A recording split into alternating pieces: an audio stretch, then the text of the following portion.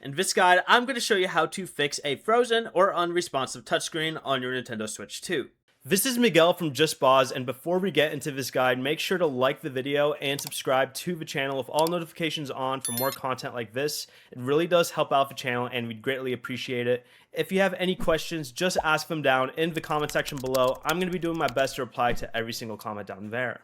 First, press and hold the power button for about 10 seconds until the console completely shuts down. Make sure you remove any micro SD card or game card, then turn the Switch 2 back on. Then from the home menu, go ahead and open System Settings, scroll all the way down to System, then select System Update and install the latest version. If your console is connected to the dock, update the dock as well. But if the problem continues, go ahead and turn the console off again, press and hold both the volume up and volume down buttons, then press the power button once. Keep holding the volume buttons until the recovery mode appears.